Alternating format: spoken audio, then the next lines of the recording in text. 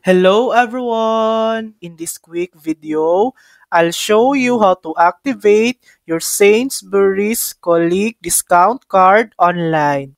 So let's get started. Once you receive your colleague discount card, you'll first need to set up your Sainsbury's online shopping account. Make sure you register with your email address and billing information. Guest accounts won't work.